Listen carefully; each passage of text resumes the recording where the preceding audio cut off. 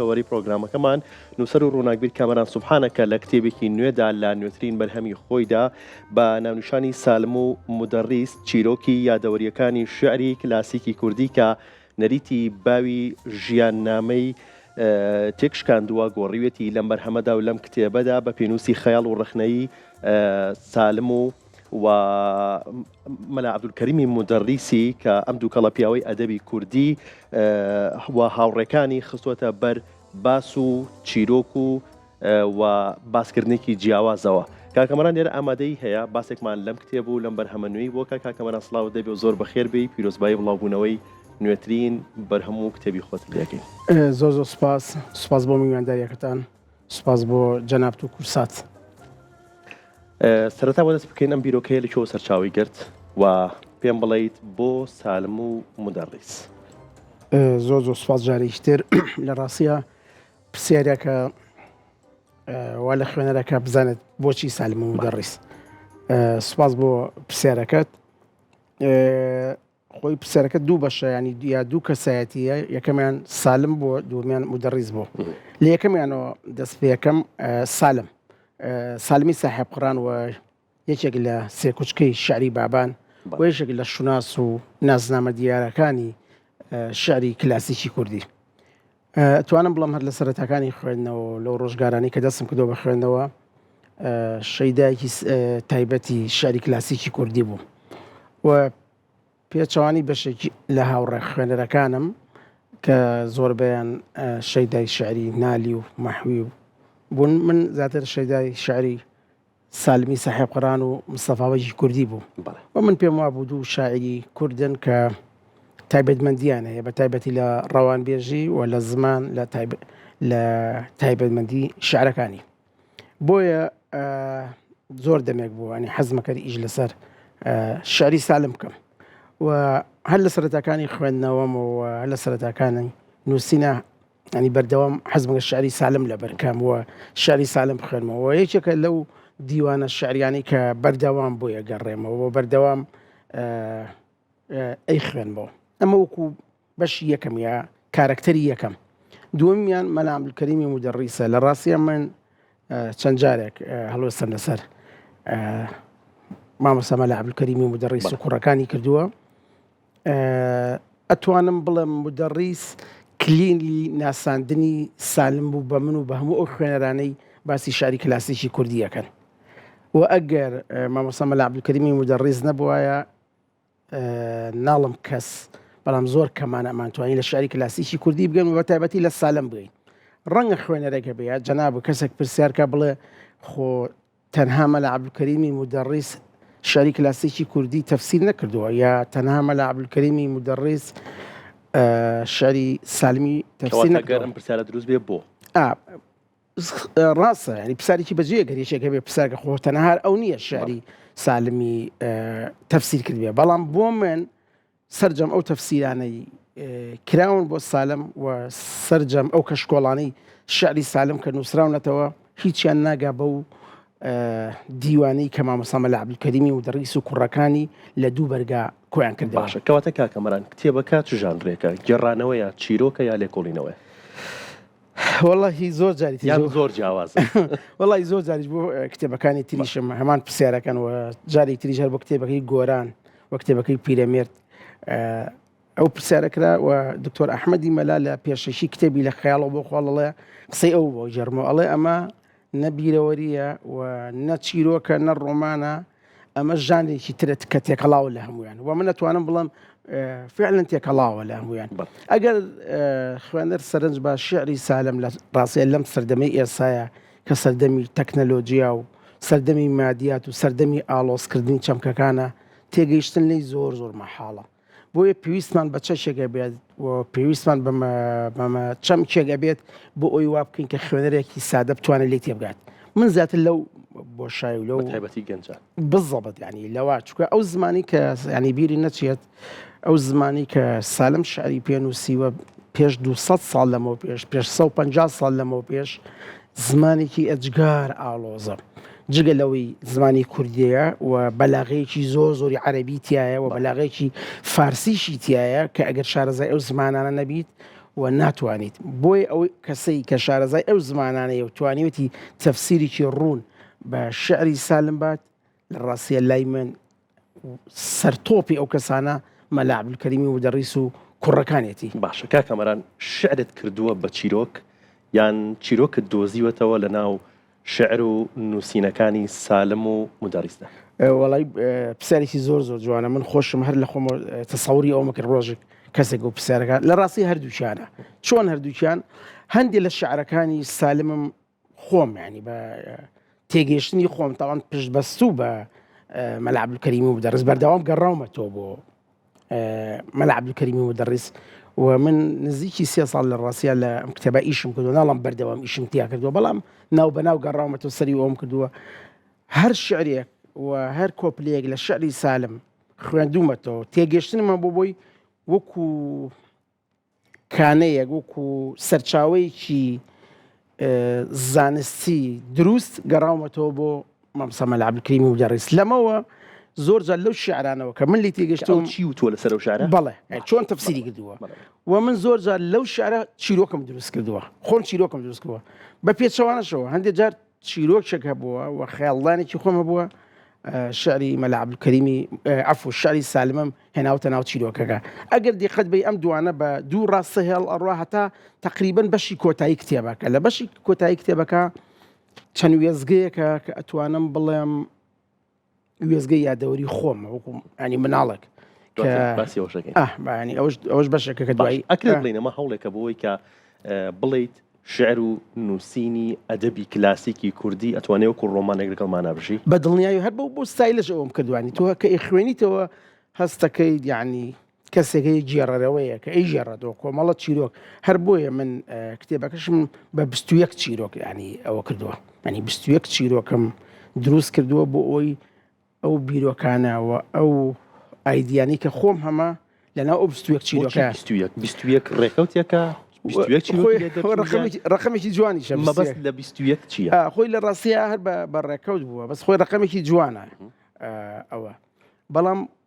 دواتریش کە سەیرم کرد 21 شعری سالمم ینی لەناو 21 شعری سالمە زیاتری ئیشم کردووە خۆ تەزانی ینی سالم ڕەنگە زیاتر لە 200 شعری زیاتر هەبێت بە کوردی بەڵام من زیاتر ئەوانی کە ئیشم تا کردو هەڵبژاردی 21 شعر بوون و ئەو شعرانە بوون بە جۆرێ لە جۆرەکان پەیوەندی هەبووە هەم بە ژینگەی سلێمانی و هەم بە ژینگەی کورد و هەم بە هەستی کوردبوونەوە کە ئەمە بەڕاستی گۆشەیەکی زۆر زۆر زۆر زۆر گرنگی شعری سالمە. باشە مەلا عەبدولکەریمی مودەڕیست دەرهێناوە لەناو کتێبخانە و لەناو تەفسیر و لێکۆڵینەوەکانە خستوتە نێو چیرۆکێکی خەیاڵ ئامێزەوە باشە ئەمە بۆ تێگەشتنی زیاترە بۆ خوێنەر؟ ڕەنگە بۆ تێگەشتن بێ بەڵام جۆرێکیشە ئەوەی کە ئەڵێت ینی جۆرێک لە شیرینی بەخشین ینی تام و چێژ بەخشین بە نووسین لە ڕاستیە نووسین هەروەکو زمانی ئاخافتن وایە ئەم شێوە قسەی فۆرمەی کە من قسەی پێەکەم زمانی کوردیە ئەو شێوە فۆرمی کە جەنابیشی قسەی پێەکەی زمانی کوردی ئەوەی ئەویش و ئەویش و ئەویش قسەی پێکات هەمووی کوردیە بەڵام هەریچێک تامی خۆی هەیە هەریچێک ڕتمی خۆی هەیە هەریچێک شێوازی خۆی هەیە منیش هەوڵم ماوە لەو ڕیتمە تایبەتمەندیە شێوازێک بەکاربێنم کە خوێنەر حەزکابی خوێنێتەوە. چۆن هاوسەنگی ڕاگەر کاکەمەران لە نێوان ئەو شخصیەتە حەقیقی و ئەکادیمی مەلا عەبدولکەریمی مودەڕیس و لەگەڵ ئەو شخصیەتە خەیاڵەی کە خۆت بۆ دروست کردووە پێنووسەکەی خۆت بۆ دروست کردو و نووسیدەتەوە خۆی لە ڕاستیە ینی کە خوێنەریش خوێنێتەوە ینی زۆر جار هەستەکە خۆمم وەلاندی شوێنی شاڵام خۆم ینی بۆ من لە ساتێکە لە کافتریایەکە مەڵام لە فڵان کافتریا لە گەڕەکی لە شەقامی چلی لە هەولێر لە فڵان شوێنی کافتریاکە دانیشتوم دیوانەکە لە بەردەممایە فڵان شعر ئەخوێنمەوە کۆپلێکی شعرەکە باسەکەم لەمەوە خوێنەر هەستەکە کە ئەو کەسی گێڕێتەوە چکە خۆم ئەڵم گێڕەرەوەی ئەم کتێبە کە فڵان کەسە کامەران سوبحانە و شعرەکەش کە ئەخوێنمەوە و ئەینووسمەوە دیارەکە مە شعری سالمە و تەفسیرەکەش کە ئەم پێیت ئەو تەفسیرێکە مەلا عەبدولکەریمی مودەڕیس و لە ڕاستیشە بۆی غادر نەکەین کوڕەکانیشی هەم کاک فاتیحی کوڕی بەڕەحمەت بێ هەم کاکە حەمەکە ئەم دوانە ڕۆڵێکی گەوریان هەبوو لە ساختکردنەوەی دیوانی سالم. بیرەوەری خۆت و چیرۆکی مناڵیت و لە هەمان کاتدا بینینی مەلا عەبدولکەریمی مودەڕیس و کۆمەڵێک چیرۆکی خەیاڵی تێکەڵ بە ئەم کتێبە کردووە باشە ئەمەنی چۆ سەرچاوی گرتووە خۆی لە ڕاستیە خەیاڵدانی چەند کەسێکە ینی هیچی لەوانە برادری خۆمە ینی کاتی خۆی لەگەڵ باوشە چۆتە بەغا لە دەرەوە بۆ لە ئەوروپا گەڕاوەوە ناسراوی ماڵی مامۆستا مەلا عەبدولکەریم بوون ئەو بیرەوەرانی خۆی بۆ گێڕامەوە ئەو سوودم لە بینی و هەندێکیان بیرەوەری خۆم بوو بەڕاستی لە کۆتایی ساڵانی هەشتایە کە لەگەڵ دایکم و باوکم بەڕەحمەت بنەردووشیان ڕۆشن بۆ بەغا بۆ مزگەوتی شێخ عەبدولقادری گەیلانی وەکو هەموو جارەکانی تر دیارە چەند جارێکی تریش ڕۆشتون بۆ تەوافی شێخ عەبدولقادر کە من مناڵە بووم و کاتە زۆر بەس بە حاڵ بیرمێت دوای تەوافکردن و زیارەتکردن سازانی مامۆستا مەلا عەبدولکەریم و مدەڕیسیان ئەگەر بەشێک لەو بیرەوەریانە کە دوای زیاتر لە 40 ساڵ هێناومەتەوە ئەوەنەی کە زاکیرەم یارمەتی یاومەوە ئەوەنەی لە زاکیرە مابووە جاریتر گەڕاومەتەوە کە بە شێوازە گێڕامەوە لە ڕاستیە من چەند جارێک ئەو بیرەوەریانم لە چەند کتێبی تریشە گێڕاوەتەوە بەڵام ئەم جارە هەوڵم ماوە بە ڕتمێک بینوسم بە شێوازێک بینوسم کە نزیک بێ لە ڕتمی کتێبەکەەوە یعنی خوێنەر هەز نەکات ئەمە بەشێکە یا دەقەیەکە یا چیرۆشێکە بە زۆر خسووتە ناو کتێبەکە یعنی کردووە بە هەمان ستایل و هەمان زمانی نووسینی کتێبەکە بەڵێ کاکەمەران جگە لە سالم جگە لە مەلا عەبدولکەریمی مدەڕیس چەند کەسایەتێکی تر بە دیاریکراوی سێ کەسایەتی دیکە لە کتێبەکەیە باسکراون ئەم کەسایەتیانە بۆچی و بۆچی ئەم کەسایەتیانە هەڵبژارد تا ببنە تەواوکاری چیرۆکەکە ڕاستە خۆی کەمادەم باسی کارکتەرمان کرد و باسی کارکتەری نیو کتێبەکەشمان کرد جۆرێک لە جۆرەکان دراما دروستە بێت وەبزانم خۆش پسپۆڕی بواری شانۆی تو لە شانۆ پسپۆڕی هەیە چەند کارکتەرێک هەیە ڕۆڵیان هەیە لاینەکە بەڵام خۆش دەزانی لە دەقێکە کارکتەر ڕۆڵیە کارکتەرێک گەورەیەک ڕۆڵەکەی کارکتەری ناوەندیە کارکتەرەیە بچووکە ئەمانی من کە هەڵم ژاردووە بۆ نمونە یەشێک لەوانە عەلادین سەجادی مامۆستا عەلادین سەجادی زۆر پێش من کە منیش لە دایک بم چیرۆکی ژیانی سالمی نووسیوێتەوە چیرۆکی ژیانی سالمی نووسیوێتەوە بە ڕتمێک چۆن ئەم ڕتمەی من بە ستایلێک و ڕتمێک زۆر جیاواز بۆ لەو ژیان نامەی کە جاران نووسراوەتەوە ئەمە مەسەلەیەکێکە لەو کارکتەرانی کە ڕۆڵێ بوو مەسەلەن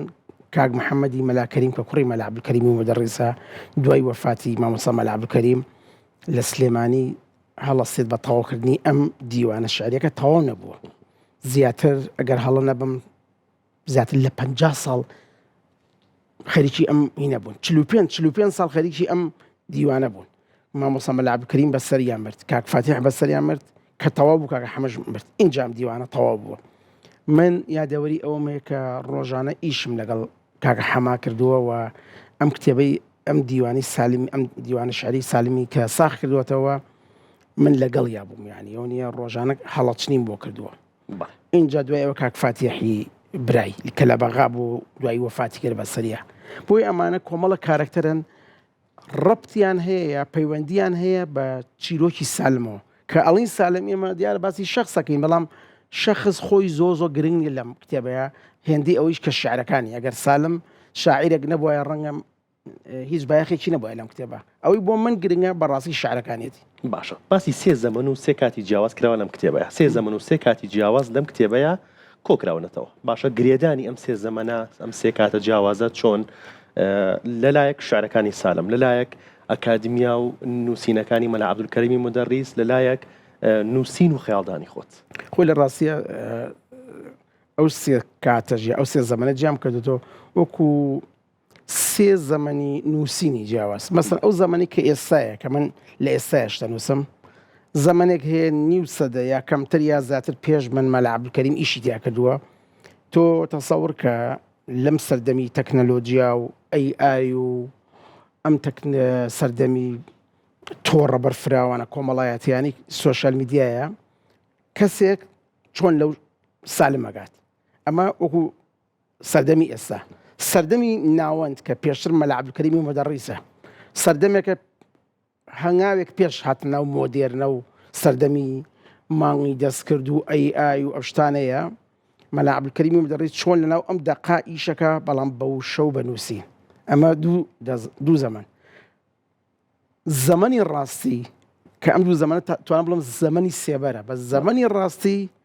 ئەو زەمانەیە کە سالم خۆی ئەو شعریتیان نووسیوە ئەزانی سەیری کە ینی گرنگی سالم لێوە لە چیە لە زەمانە ئەسڵەکە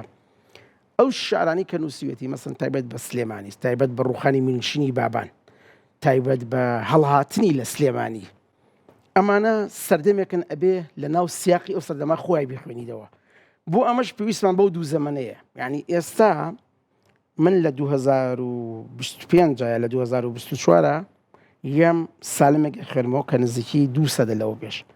مامۆستا مەلا عەبدولکەریم یەت سالمێک خوێنێتەوە 100 ساڵ 130 ساڵ لەمەوە بێش بۆ ئەو سێ زەمانە هەرسێکی لەسەرێک هێڵی ڕاست ئەڕوات و ئیشەکات کەوە ئاکات خوێنەر بیخوێنێت و هەستکات تەنانەت لە حیوارەکانیە و تەنانەت لە جۆری بەکارهێنانی ڕسە و پەرەگرافەکانە ئەو سێ زەمانە جیاوازە هەیە لە تەواوی کتێبەکە چ بەشێکی زۆر ماندووی کردی واللهی لە ڕاستیە دووش زۆر مانووی کردم یەکەم دەستپێک کە زۆر بۆ من قورسە دووهەم وا بزانم پێش چەند مانگێک لەمە پێش ئەلم ستودیۆیە بەرنامەیەکمان لەگەڵ کاک تەڵعاتا کرد ناوی کتێبەکە بەڕاستی من ناو بۆ من زۆر مشکلەیە پێش ناوم بە کاک تەڵعات وتم وتی ناو چی وتم ئەوم ناو وتی یەکەمیانی وت لە ڕاستیە خۆم زۆر بەدڵم نەبوو ئەس وتم با بڕۆ یەکەم پێش ئەوەی بینێرم بۆ چاپخانەوە بۆ دارنەشتەکە کاک سەنگەر کە خاوەنی دەستگای فامە و لەم پێشنگای کتێبەی کریسا لاولێ بەشداران پێم وت ئەو ناوەتی وەڵڵاهی ناوەکە باشە وتم خەینە با ئەوەی خۆم بڕۆ پاش چەند ڕۆژێکە کاک سەنگەر هەڵەچنی کردوانە شێوێک هەر خەریکی دیوانی سالم بووم ئەم خوێندەوە تەلەفۆنم کرد درەنگیش بوو وتم کاکە ناوکە بگۆڕە بە ناویشی تر وتی باش تۆ با من تەواوی کەم هەم دیسان هەڵەچنی کردو بۆی ناردمەوە ناوکەم هەم دیسان گۆڕی پێش دیزاین تەواو بێ و بەرگ تەواو بێ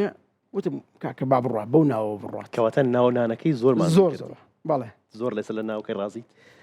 والله ئیساش هەر تۆزە خەلق بەجارێ ئەمێ دوایی فیدباچی ئێوەمانان و میدیاکار و خوێنەر وانە بزانم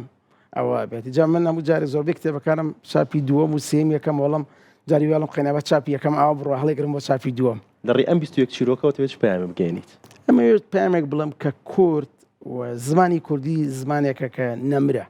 ئەوەی ئێمەی هەڵاوەتەوە لە ڕاستیە زمانە و زمانی دایکە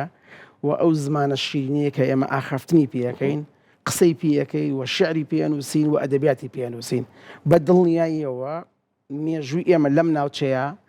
ناڵم تاکە سەرچاو بەڵام یەکێک لە سەرچاو هەرە گەورەکانی مانەوەمان نهێنی مانەوەمان کولتور و زمانەکەمانە بۆیە بێ زۆر بەرگری لە زمانەکەمان بکەین کاکەمەرانم کەم بە کۆتا پرسیارم جوانکاری و نەخشەسازی بۆ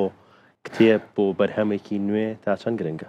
زۆر گرنگە بۆیە من لە ڕاستیەوە چەند کتێبێکم لە دەستگای فامەکەم و پێم وایە دەستگای فامیەکە لە دەستگا باشەکانی کوردستان بۆ دیزاینی کتێب و من ئەگەر وەکو نووسەرێک مافم هەبێت وەکو نووسەرێک مافم هەبێت دڵبەندی خۆم بۆ کتێبەکە دەربڕم بەدەر لە نووسین لە ڕاستە دیزاینەکەیەتی نەک کتێبەکەی من هەموو کتێبەکانی دەستگای فام زۆر جوان و تایبەتن باش ئێستا کتێبەکە لە پێشەنگای نوێدەوڵەتی کتێبە لە هەولێر باسێکی پێشەنگەکەمان بۆ بکەیت و باسێکی ئەو ناوەندەمان بۆ بکەیت کە کتێبەکەی تۆ لەوێ لە بەردەستە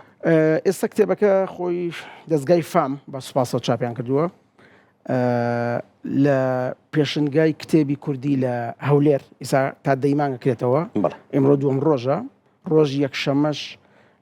من خۆشم لەوێ ئامادە بم ئەمە یەکەمین پێشنگای کتێبی کوردیە لە هەرێمی کوردستان و ئەزمونێکی زۆر تازە بەو گەورەیە دیارە پێشنگای تریش کراوەتەوە بەڵام ئەوەی بۆ من زۆر گرنگە لە ڕاستی ئەو پرسیاری پێش ئەمە بوو کە باسی زمانی کوردیمان کرد کتێبەکان هەمووی کوردین من لەگەڵ ئەوانیم کە بڵم زمانی عەرەبیە ئینگلیزیە فارسیە تورکی جنێ بەڵام کوردی بۆ ئێمە ئەوەلیاتە لە پێشینەیە و ئەو خوێنەرە ئیمڕۆ هات چۆ بۆ پێشنگاکە دوێنێ چۆ بۆ پێشنگاکە عەشقیان بۆ زمانی کوردی بۆ زمانی دایک بۆیە من لێرەوە لە کەناڵی کورساتەوە زۆر دەستخۆشییان لەکەم لە پێشنگای کتێبی کوردی و داواکارم لە کەناڵی کورساتەوە لە هەموو میدیاکان سەپۆرت و پشتیوانی ئەم ئەزمونە بکەن بەڕاستی ئەزمونێکی تازەیە و ئەگەر سەرکەوتوو بێت دەرئەکەوێت کە زمانی کوردی و کتێبی کوردی بەڕاستی ئەتوانێت لەسەر پێی خۆی بۆسێت هەمووکو بزنسێک و هەمووکو لایەنێکی ڕۆشنبیری چۆنە خۆت نەچووی بۆ پێشەنگاکە لێ ئامادەیت لە ڕاستی لەبەر دوو هۆکار نەڕۆشتم یەکەم ئێمڕۆ دووەم ڕۆژ بوو لەبەرەوە ئەم بەرنامە بوو حەزم کرد لە کورساتەوە یەکەم جاری ژەر لە بەرنامەکەی کاک تەڵعاتایرە وعدما کە یەکەم بەرنامە لەسەر کتێبەکەم لە کورساتەوە بکەم ئەوە بوو دومیش بەپی ئەو بەرنامەدانراوە ڕۆژی یەکشەممە کە شوارەم ڕۆژی پێشنگاکات بەشداری پێشنگاکەکەم. زۆر بەخێروی کاکەمەران دووبارە پیرۆزبایت بڵاوبوونەوەی ئەم کتێب و ئەم بەرهەمە نوێت لەکەین بە هیوای کار و پرۆژەی باشتر. زۆر سوپاس بۆ جەنابتان بۆ کەناڵی کورسات بۆ هەموو ئەو هاڕۆدۆستانەی کە لە پشت کامێرە و لە پشت بەرهەمێنانی ئەم بەرنامەیەوە. سپاس بۆ تۆ زۆر بەخێر بێ کاکەمەران. سپاس بۆ